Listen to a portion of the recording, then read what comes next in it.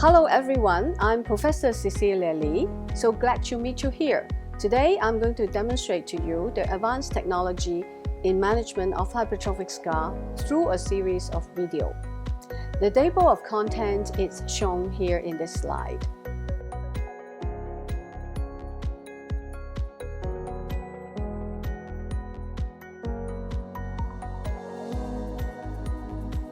The skin is the largest organ of the body, protecting us from bacteria or other microbes from entering the body. The skin has three layers, namely the epidermis, the dermis, and the hypodermis. The epidermis refers to the outermost layer of the skin, which provides a waterproof barrier and creates our skin tone. The dermis is beneath the epidermis, which contains tough connective tissue, hair follicles, and sweat glands. The hypodermis refers to the deeper subcutaneous tissues containing fatty tissues and connective tissues. Burn injury is one of the most common skin trauma resulting in damages to the skin. The severity of burn injuries is classified into three levels based on the depth of the injuries. The first-degree burn is considered a mild injury which affects mainly the epidermal layer. The skin is usually red and often painful when being touched. The second-degree burns, which we call partial thickness burns, will involve both the epidermis and the dermis.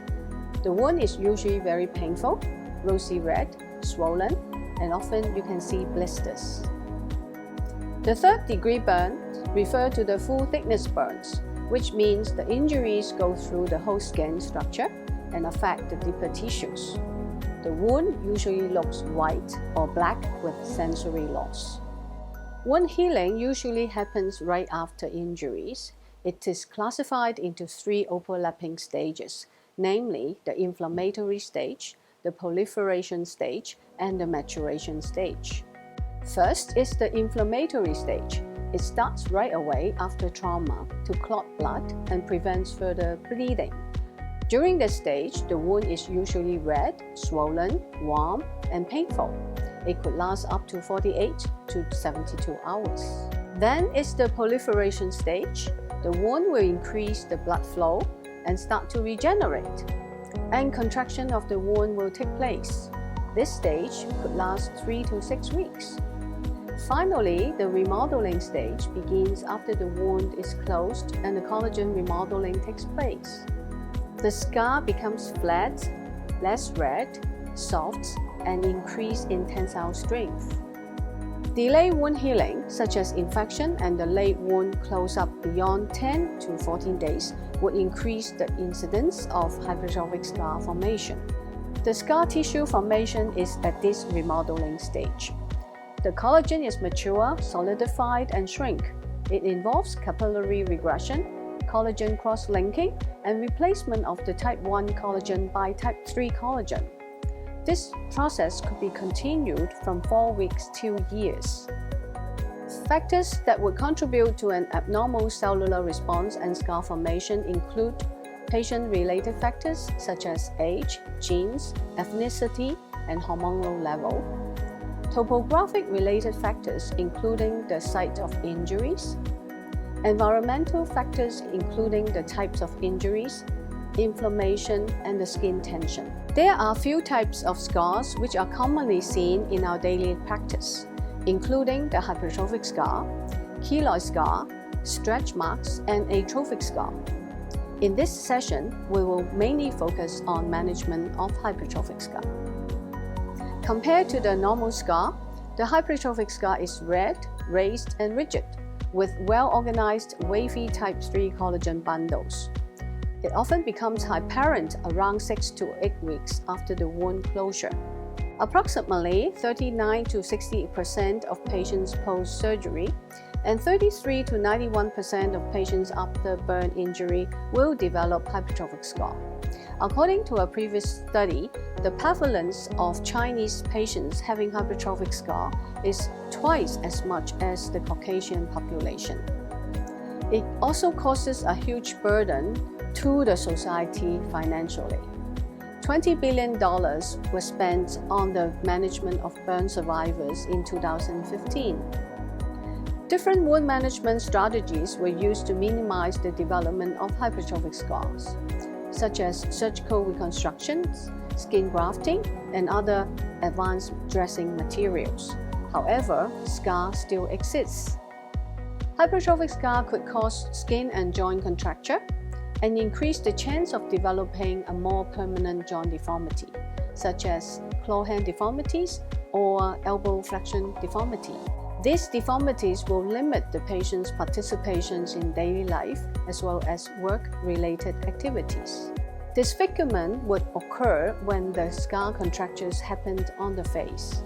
Social stigma often develops and causes psychosocial burdens, isolation to patients and their families. Different kinds of interventions are provided by rehabilitation therapists, including the management of hypertrophic scars using splinting, wound care, skin care, silicone therapy, pressure therapy, positioning, passive and active exercise, activities of daily living, and vocational training.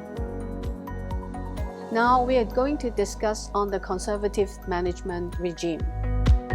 Compression therapy is a therapy using pressure garment or pressure insert to apply mechanical force over the scar tissue.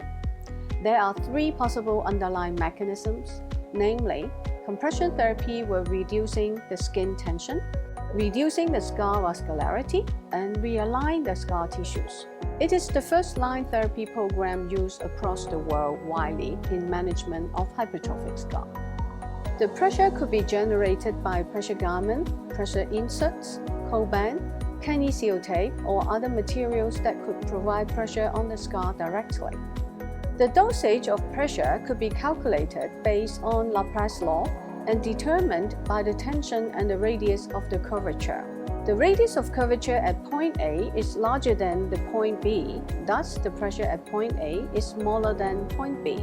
Despite the effect of compression therapy, it has few drawbacks to limit its utilization in clinical practice. It is difficult to control the pressure dosage and apply evenly over the concave and convex body contour. It needs to be worn continuously for 20 or even more hours per day, and frequent follow-up is required. It is also labor-intensive and requires tailor-made service. Silicone products such as silicone gel, silicone cream, silicone oil are often used as intervention to control the hypertrophic scar by providing occlusion and hydration effects. It is also one of the first-line interventions used around the world to control hypertrophic scar. The silicone gel sheets were found to increase the pliability and softness of the scar through moisturization. However, the silicone sheet cannot have pressure effect when applying alone. Thus, it usually is used together with the pressure therapy and has the limited impact on the thickness of the scar. Moreover, the price of the silicone products generally are higher and need to be renewed in a very short period of time.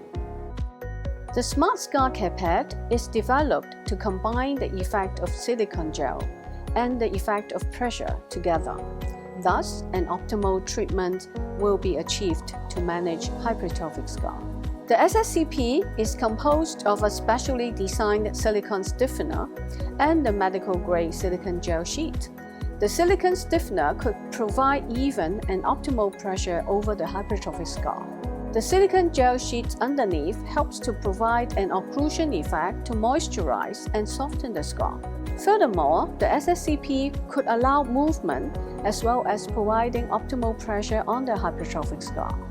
The SSCP is suitable for management of scars located at the concave or the convex region of the body.